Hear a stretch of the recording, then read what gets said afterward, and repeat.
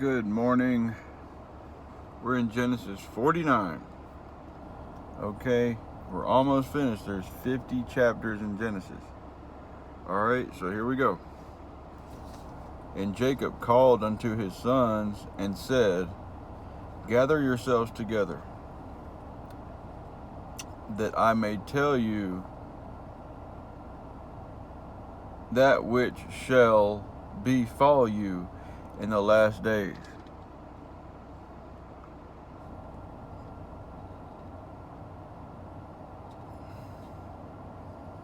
Okay. Verse 2. Gather yourselves together and hear, ye sons of Jacob, and hearken unto Israel your father.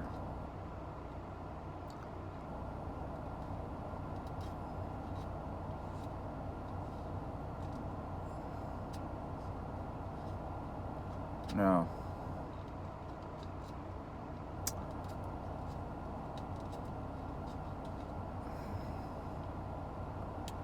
when I hear that, when I hear Jacob and Israel, it's the same person but two names. To me, that's an image of God and the Christ. They're obviously the same person. Okay, it's just two different things. Okay, I mean it's the same person but two different aspects. Okay, no, I'm just throwing that out there.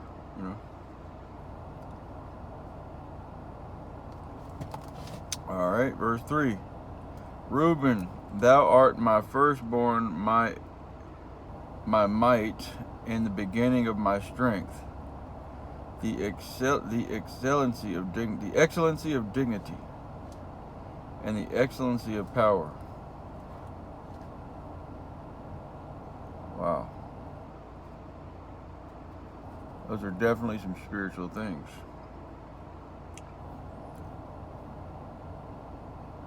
Unstable as water, thou shalt not excel, because thou wentest up to thy father's bed.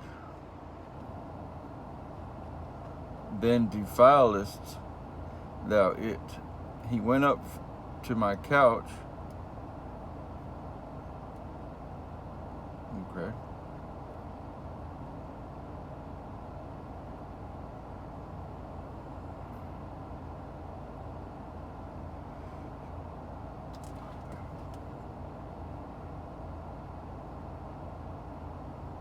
Wow, I mean, this is big.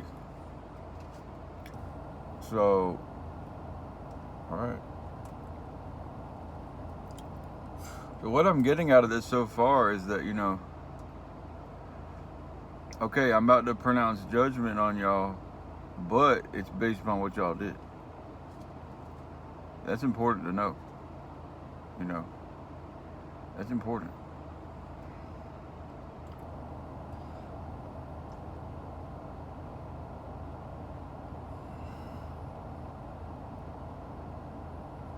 Simeon and Levi are brethren. Instruments of cruelty are in their habitations.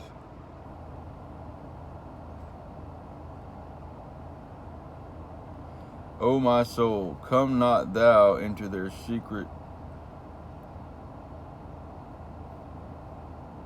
unto their assembly. Mine honor, be not thou united. For in their anger they slew a man, and in their self-will they dig down a wall. Wow. Okay. So right here he's drawing a differentiation. He's drawing a separation between his honor and them. He says, I can't be joined with y'all because of y'all's anger and stuff. And this is a perfect image of God, man, and where he looks at stuff. Okay. All right, verse 6. O my soul, come not thou into their secret. No. Verse 7. Cursed be their anger, for it was fierce, and their wrath, for it was cruel. I will divide them in Jacob and scatter them in Israel.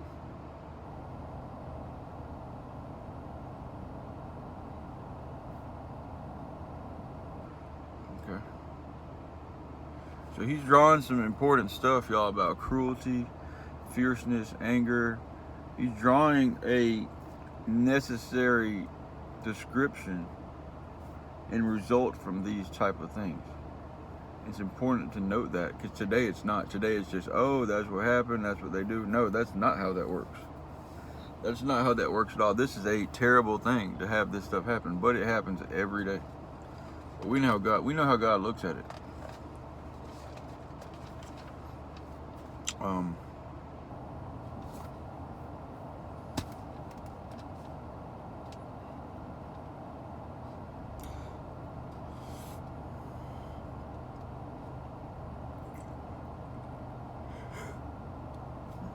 I will divide them in Jacob and scatter them in Israel.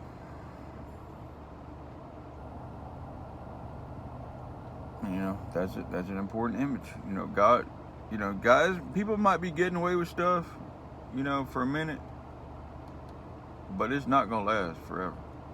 Or if it is lasting for any amount of time, it's being used for God's glory in some way.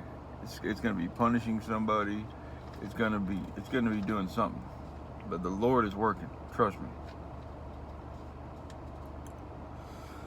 Sometimes it's hard to see, you know, with our momentary, with our small perception.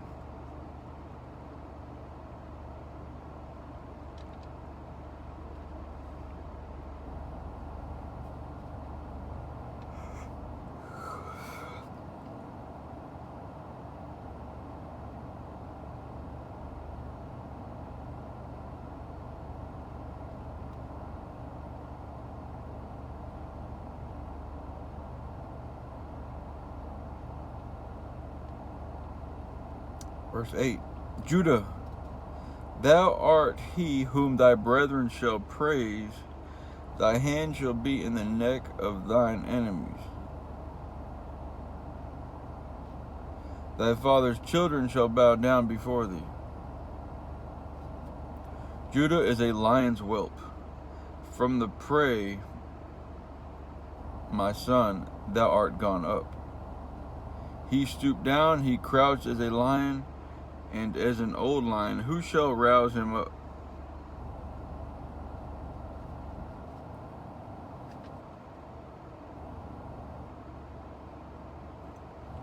Okay, verse 10. The scepter shall not depart from Judah, nor a lawgiver from between his feet, until Shiloh come, and unto him shall the gathering of the people be. Now this may be a Christ, this may be a Messiah picture. This may be a Messiah testimony, because you know, Christ is related to the Judah tribe. I'm pretty sure he came from the tribe of Judah through law or whatever, because, you know, yeah.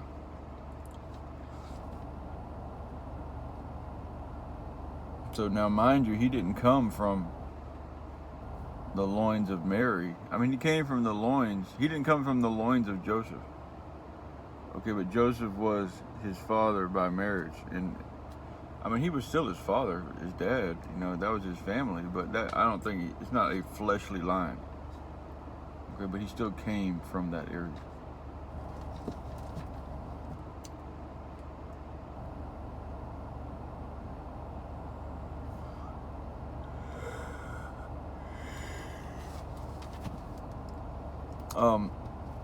All right.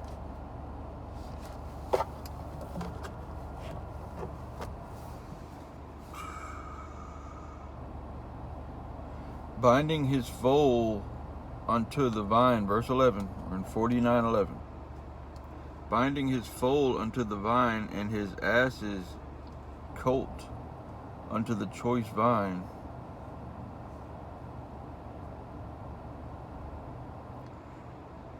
He washed his garments in wine, and his clothes in the blood of grapes.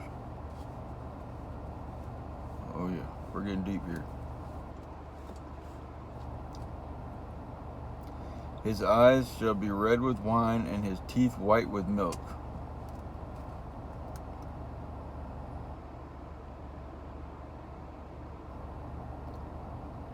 "13.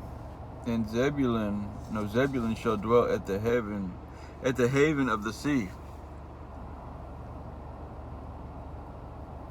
And he shall be for an haven of ships, and his border shall be unto Zidon. 14. Issachar is a strong ass, couching down between two burdens.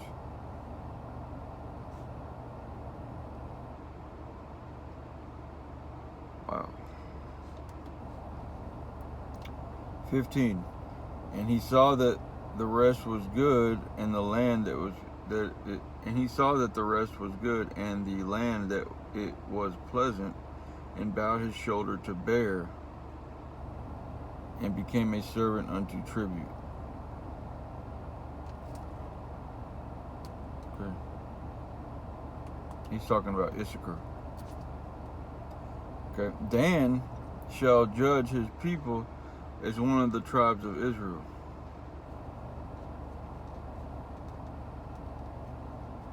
Dan shall be a serpent by the way, an adder in the path, that biteth the horse heels, so that his rider shall fall backward.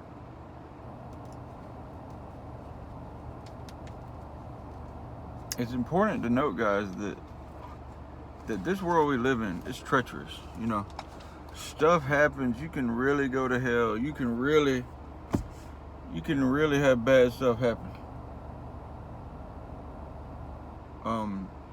And that's not the world we think about today. It's, oh, we're okay. Let's go get our burgers. Let's go get our coffee. Let's just, you know, there's really nothing to worry about.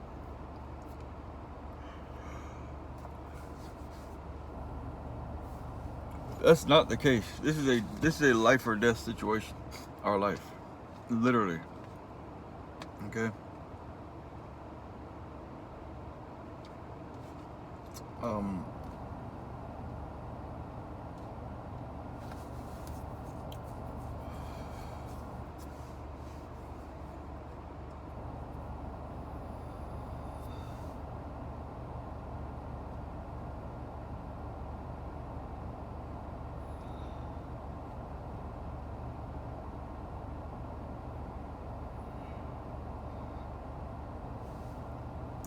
I have waited for salvation, O Lord.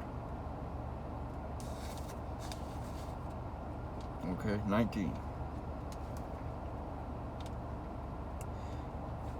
And I just want to throw out there, y'all, that, you know, I think salvation is greatly, greatly misunderstood.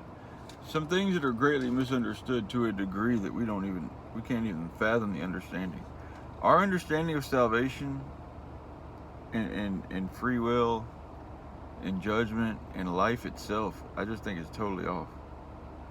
I mean, we're not even in the realm of what salvation is supposed to mean for us.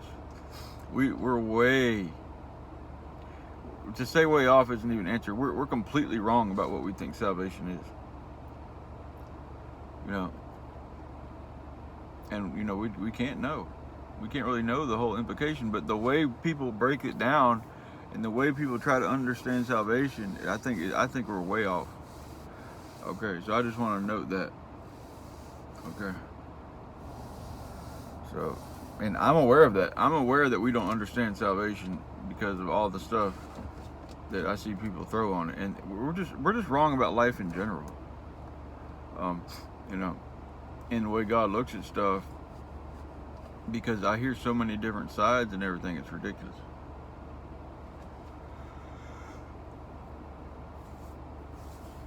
So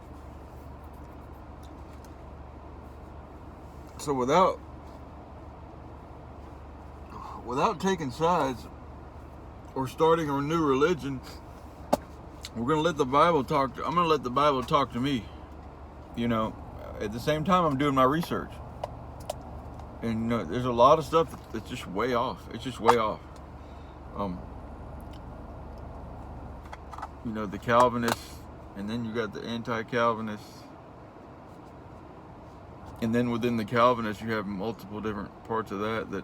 There's different types of Calvinists They don't agree with each other. You got 1-point Calvinists, you got 2-point Calvinists, you got 5-point Calvinists, you got so many different things. Okay, within the Christianity. And they totally disagree, and it's a total different view about life. It's a total different view about stuff. And we'll get into that as we go. But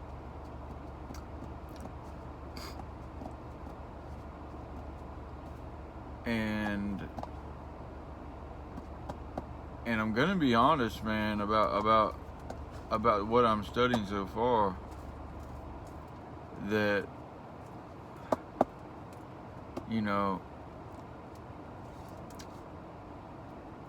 I think a lot of the Calvinist stuff is right about a lot of stuff, but at the same time, the Catholics are right about a lot of stuff. So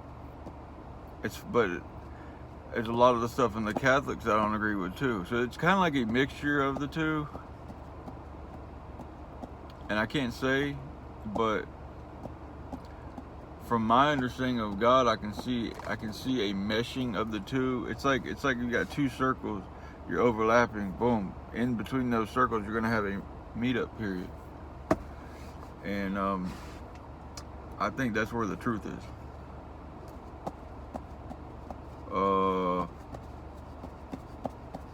So, because I definitely see some truth in both areas. So I'm looking.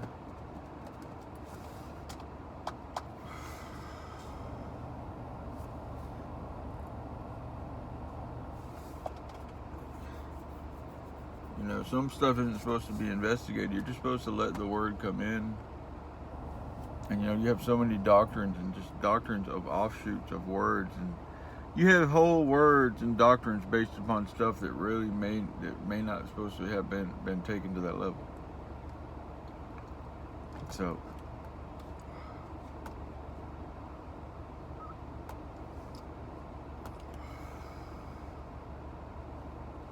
I'm not saying that they're wrong or that God looks at them in a certain way. I just want to be as correct as I can, and I can see a lot of extremism on both ends. I would probably venture to say that God is looking at their hearts.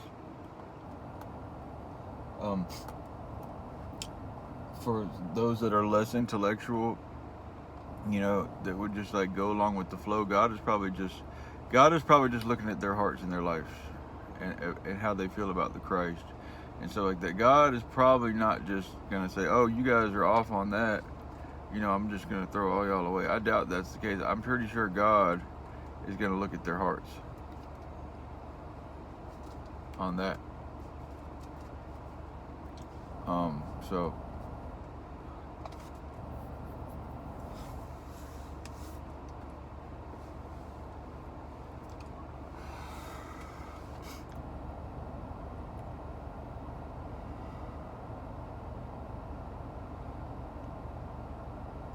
because the Calvinist approach, although that may be true, how they say that only certain people are going, they totally exclude the fact that everybody could have went. They look at it as an extreme, as no, everybody could not have went. So it can be both. It can be, only certain are going, but guess what? Everybody could have went. It's hard to explain, but that's God's perception. They don't believe, whereas the Christians believe that everybody. Whereas the Catholics and stuff, they believe that everybody can go. So what we have is a perception issue. Yeah, everybody can go. Everybody's not gonna go, but everybody can go. So what the Calvinists do, and they may be right, but what they do is they say, okay, everybody's not going, so that means they never could have went. And I don't think that's right. So if you step outside the box a little bit, you can see that, everybody's not going to go, but everybody could have potentially. Of course they're not, but you know, from a scientific, from a more abstract perspective, everybody was available to go. Okay. So that's my take on that, because you know their view of God is a little different. You know, the God that I understand, it's hard to explain, man, but you know, it may just be that they're right, and you know, God just what they're saying is okay. They're saying God preordained some people just to go to hell, and I think that's an extreme. Okay, that God, before this innocent child was born, had already planned on them going to hell. I think that's an extreme outlook. I don't think that's the way that works. I think that's a question or a statement taken to an extreme. I don't feel like that was the case. I don't feel like that's the case, but that's what they're saying. Or that's what you can gather from what they're saying. And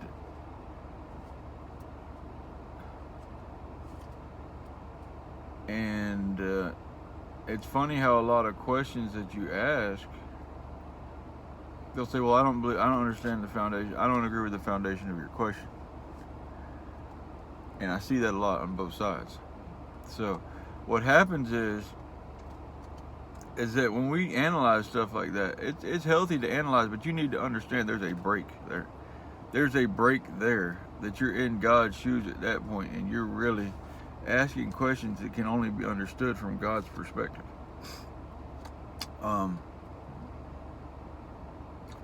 And I can see that. And I'm hearing some clarity on the anti-Calvinist side about that. But yeah, there's elect. Yeah, people are going to go.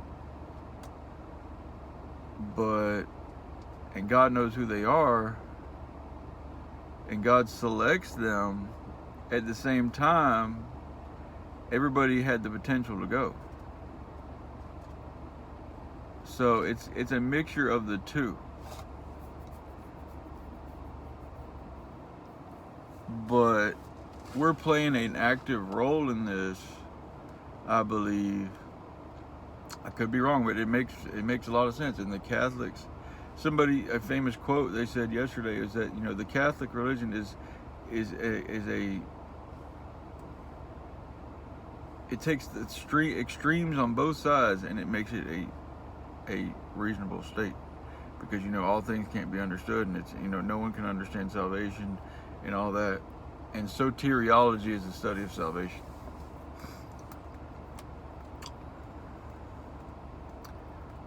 And I'm learning different stuff, like to exegete. And exegesis is a expounding on a passage, or to exegete a verse is to explain the verse and break down a verse. That's an exegesis.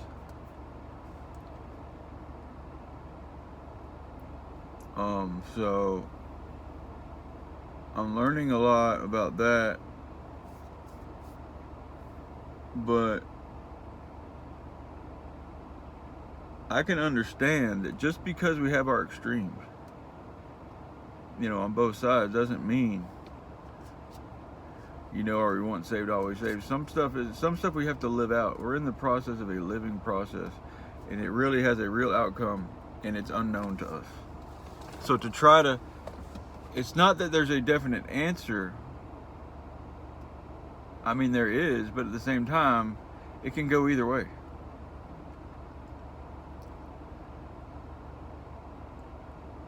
So, right now, for my breakdown on that, is that, yeah, God knows who's going to go.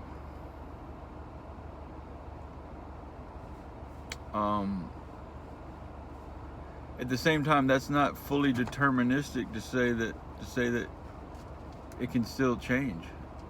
It can still change. So God knows, but it can still change, and God still knows. So just because it changes doesn't mean that God can't know. That's the main fundamental issue that I think we have. Because from our perspective, we want to say, okay, well, if it changes, how can God know? No, that's the foundational issue. Just because you can't tell who's going to win the football game when it starts, guess what? God can know. You can't determine when the football game starts who's going to win. I mean, you can make your bets and play your odds and all that. Underdogs win all the time. Favored teams lose all the time. You can't say who's going to win, but God can. And I think that's the issue that we're having as theologians. And I'm sure a lot of people are aware of that. It's just, and when you realize that, it's like, now I'm still studying. This is just where I'm at today. So yeah, God has His elect, but it's not, that doesn't exclude your effort in it. You still have a role in that. God is interactive. God is involved in this, and you are too. God's supposed to be part of you. So it's not like the ones that don't make it, that was just their destiny. That's not what that is. It can be both. It could be your destiny and you're involved in your destiny. I mean, it could be your fate, but at the same time, fate is misunderstood. Salvation is misunderstood. Reality as we know it is greatly misunderstood. I mean, it's completely wrong. It's completely incomplete. We're just gliding along. We don't know nothing but the food we eat and the air we breathe. We don't even think about that. Okay, so we're way, way off course. So I believe that understanding these principles is going to be a vital role in our spiritual growth. And I think we're in a good place with that. So, yeah, the Calvinists are right about the elect, but I think they're wrong about the part of, I mean, yeah, we couldn't have done it without God. We couldn't have done it without God intervening. But when He intervenes, we're playing an active role in that too. So it's not just some autonomous thing. There's one that's called synergistic and monotheistic. Or synergistic means it's you working with the Spirit versus theistic, which is just God's. It's either theistic or monotheistic. There's two different ideologies. One is that God, you're working with the Spirit. It's a dual thing. And the first thing the Calvinists are going to say is, well, if you do that, then it's not God and He's not a perfect Savior. And the first thing they're going to throw up is that when none will be taken out of His hand and this and that. And they'll say, okay, well then you were never saved. And it gets really technical, and I can see that it's just making things unclear. The things that they're saying in the process of trying to state their case is really just making things confusing.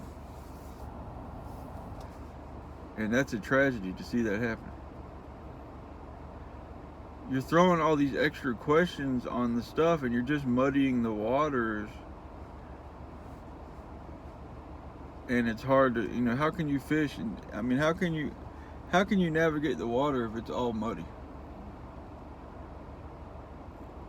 If you're looking for stuff down on the bottom, if you're trying to find something or something like that, you're muddying the waters. We can't see anything now. But I believe God has given me clarity to see through that muddiness or know the location of what I'm looking for based upon landmarks. So even though the waters are muddy, I can still see where my thing is. I can still see what I'm looking for based upon what I know already. But if you don't have that type of foundation, if you don't have if you don't have that type of gumption or prior knowledge or God-given whatever, you know, you're not going to see what's going on. And I'm not saying that's terrible, but I can't imagine being in a different place, because what we're going after is vital.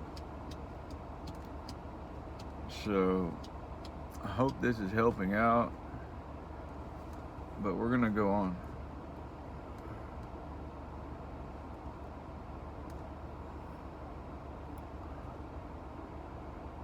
And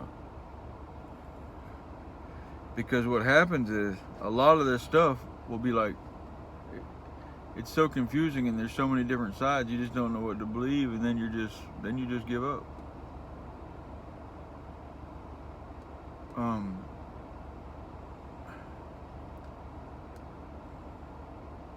Now this is just me talking, I'm just saying.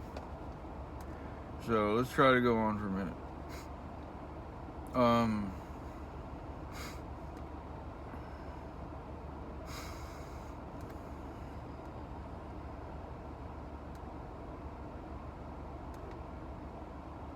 And you know, a lot of people are out there probably saying, you know, we already knew that, bro. Well, guess what?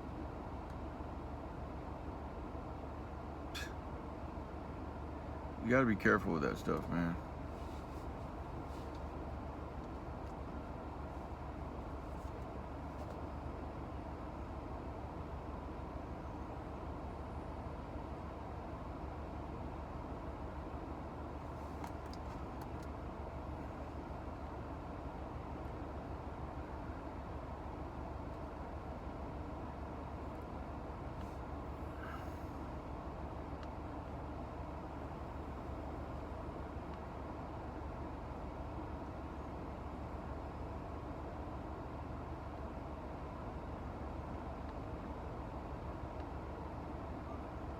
So, you know, each side is claiming that the other side is completely foundationally wrong, and that they're completely reading into text and presupposing all these ideologies, and that their foundation is completely off, and it's just abomination. It's a heresy. Each side is claiming that they're in great error. But at the same time, they're both huge foundational church. They're both pillars in the community, and that's just many things, you know. But it doesn't make any sense much, because they're both living Christian life and they're both claiming to be on the same team. So that's why it's important that I look into this.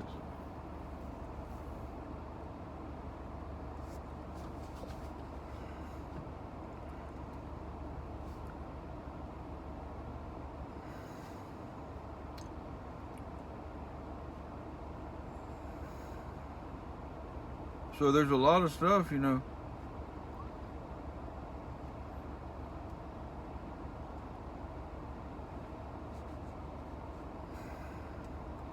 I'm trying to figure out the side that says, you know, I think Catholic is a safe one. You know, that, you know, you need to be on guard, you need to be doing your job, you need to be taking it seriously, you need to be not condoning sin, you need to be chilling, you need to be doing all the things you're supposed to be doing. And it just amazes me how you can have so many conflict. There's a lot, but there's stuff on that's kind of hairy too, like worshiping Mary and all that. You know, I can't say that they're wrong, but I haven't seen anything to that effect, you know, in the Bible. And so I can't really say about all that. Because, you know, the Catholics are probably some of the most solid Christians around.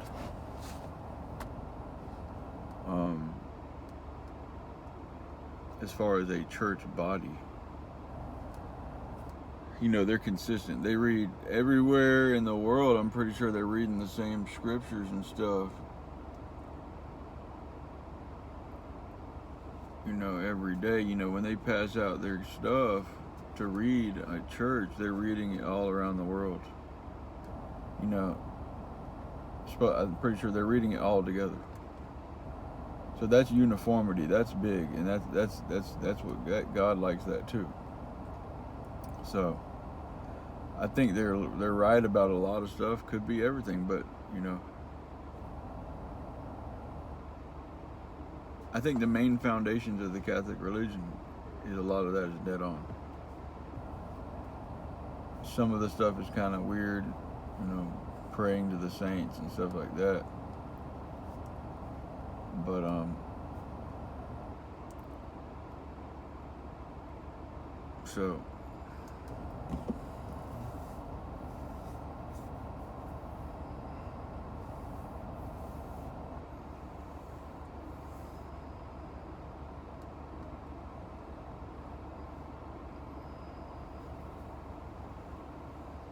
I don't want to pull anybody away from their religion. If you're Catholic, if you're Eastern Orthodox, keep doing what you're doing.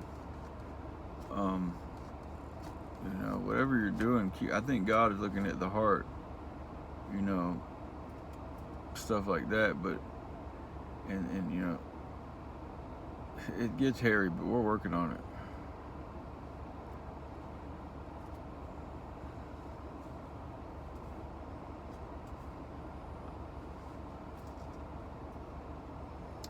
And I think it's important to say, okay, each one has their differences. Some of them are extreme. Some of them may be way off. But I think it's a hard issue. It's a hard issue with God, and for all I know, you could have Mormons, which is supposedly a completely false thing. A completely concocted thing. They're supposed to say. They're saying that. For all I know, if a Mormon has been touched by the hand of God and he's just following the Book of Mormon, I can't say that God is going to not accept them, because they're still living. They still have a relationship with God personally through whatever that doctrine was, even though it might be fake. They might. I know Jesus is included as the Savior in their doctrine, even though a lot of the stuff is supposed to be fabricated.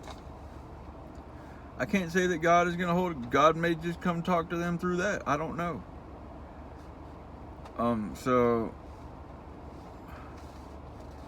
if anything, the founding fathers of that, if they concocted it, they would be held accountable, not the people that found Christ through that. So it's a tough one, man. So from an abstract perspective, we need to know that God can maybe find people through different stuff,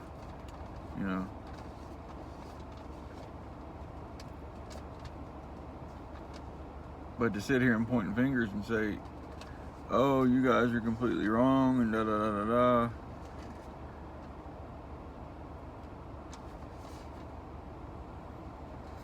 I have my relationship and my understanding of God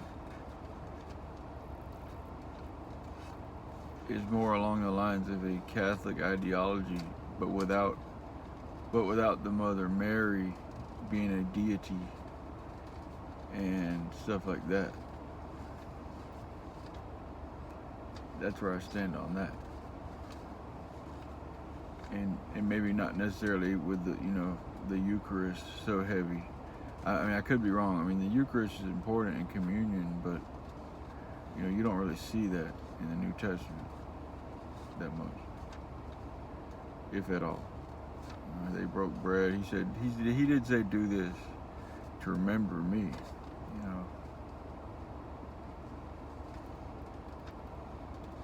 So I could be wrong about that. Lord, forgive me.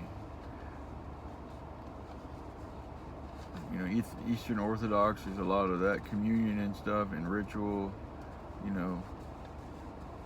Wearing certain robes and all of that.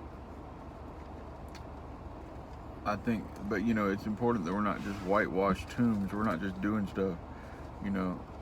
So I think it's a heart issue, not a ritual issue. And Jesus was against all that showmanship too.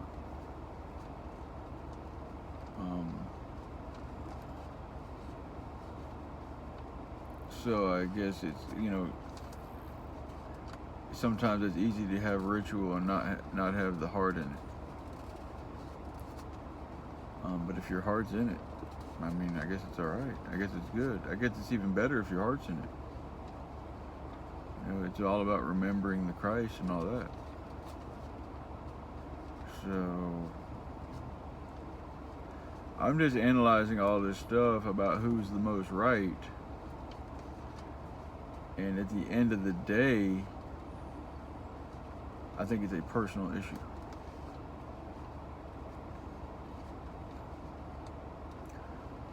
For example, if someone finds Christ in prison, comes out or in there, makes a difference, turns away from his old ways, and it's just living a personal Christian life, I can't say that they would be in any worse shape. I can't say that they wouldn't be okay. Just like the devout priest who's doing all the rituals and stuff and doing all of these things, I can't say that that's going to make him in a better place than the guy that just found the Lord in prison. I think it's a personal issue with you and Christ, and what that looks like for you.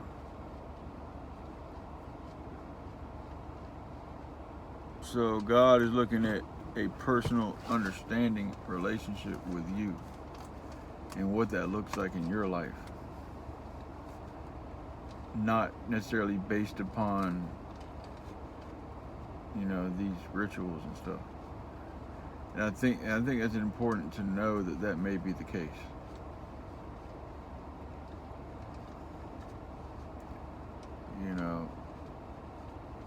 I could be wrong, but that makes sense to me. So I don't want y'all to think that it's because you're doing these things or not doing them that's going to make a necessary deal breaker thing. Now I could be wrong. I mean, but these rituals aren't necessarily going to get you there.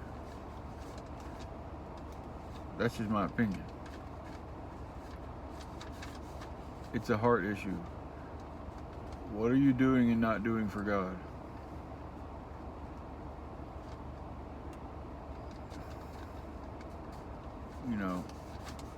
What does your sin look like in your life? That kind of thing.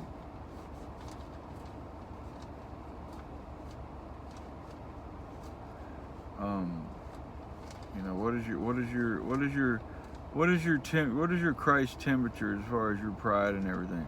What does that look like? Do you acknowledge God daily? Do you seek after Him? Do you try to please Him?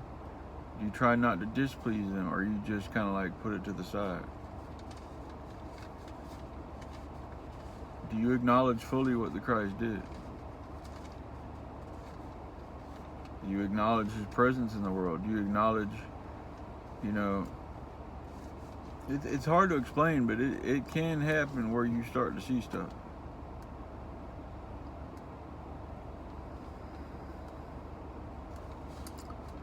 So I didn't really get a lot here. Let's see.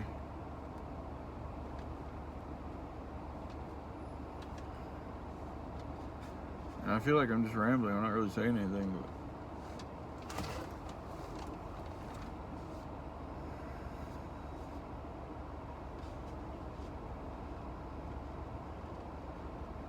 it's kind of like one of those things where you just know. And that's all you can say about it. Like, okay, if you know God is real and He's in your life and He's a part of you and he has made an impression upon you, it's one of those things where you just know.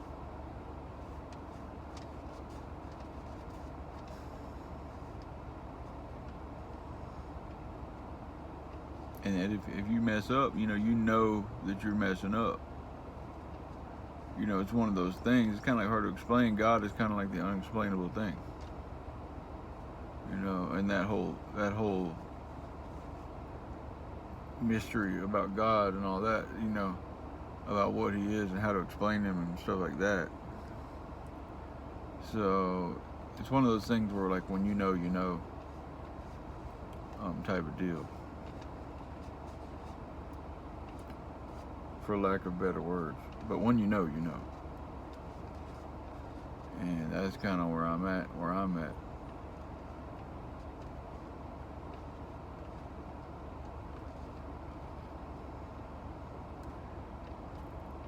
So, for lack of better words, when you know,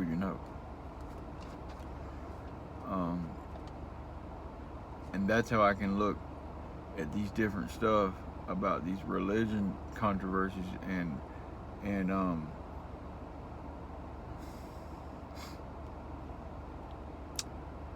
this religion stuff. That's all these differences and disagreements. I can look at all that and draw a conclusion from that still holds God intact because of what I know.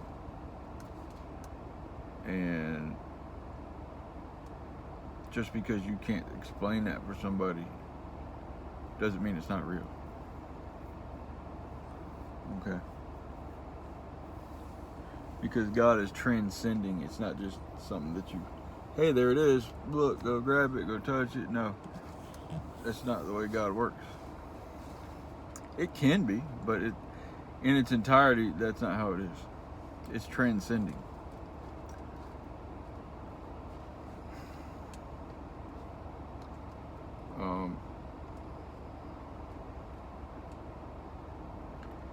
The archers, and I think it's good, y'all, that we can take a look at all the stuff in the world. For one, Islam is basically a branch of Christianity, almost, because it comes from Abraham. Abraham's in the Bible. The same founding fathers of Islam comes from the Bible too. So they're included in the picture. They're included in the Bible picture.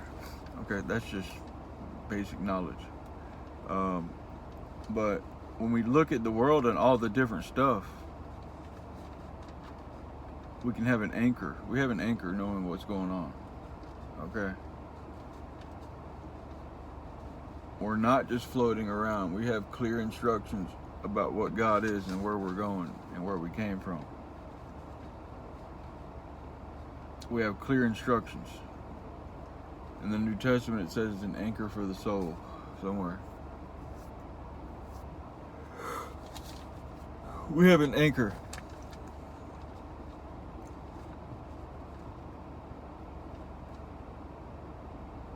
And that it's good.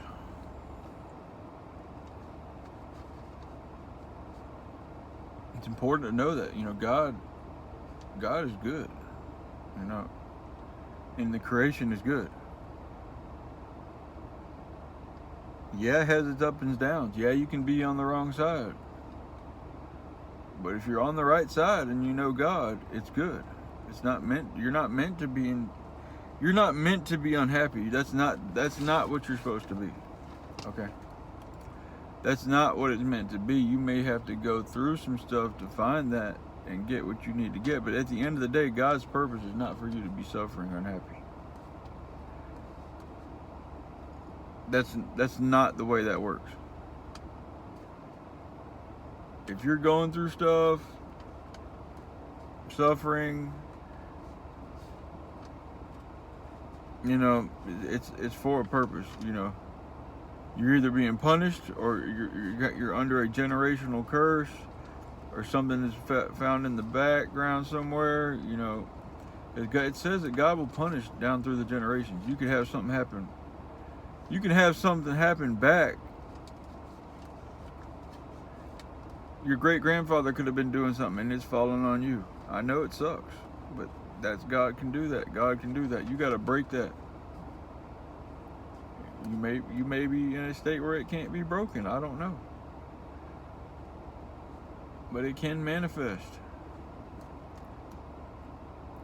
if you're not in one of those states, a terrible state, you need to realize that you're blessed. There's people out here suffering, sick, diseased, all kind of terrible things that they really have no way out of that, and they're just suffering or unfavored. It's just a terrible position, and that's a reality and we look at that and we say, how can God do that? At some point you have to say, hey, that's God. So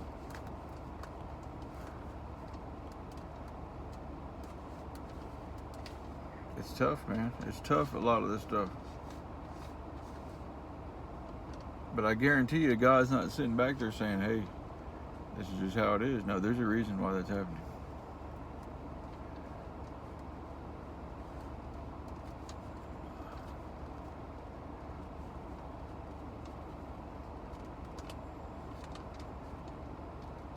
I know it gets tough. Terrible things. Children are sick. People getting hurt all the time. Cancer. I know it can get terrible. Children's hospitals, people starving. I know it can get terrible.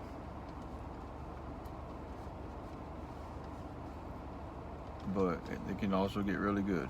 So you got to remember that life can be really good, life can be really bad.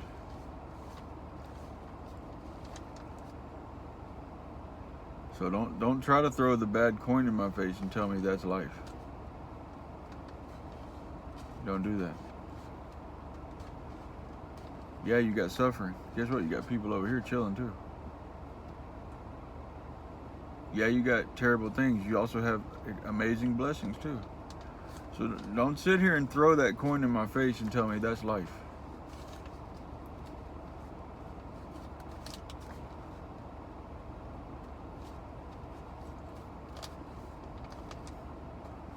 Because in a world of duality and freedom, this can happen. But guys, we didn't get very far. 49.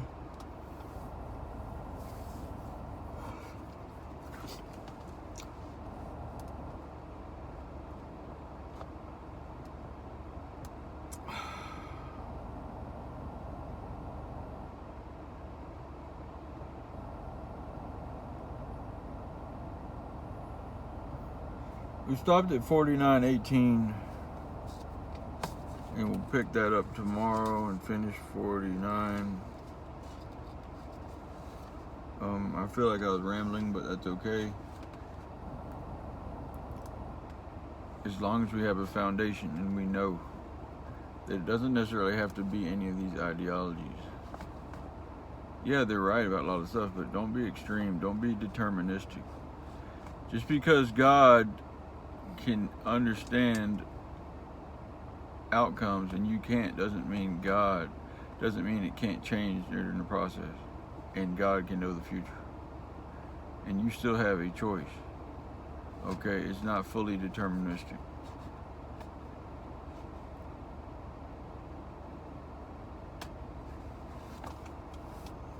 It can be both.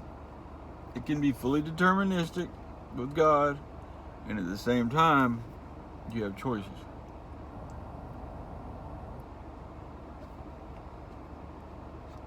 And you're playing a role. That's the break. There's the foundational break.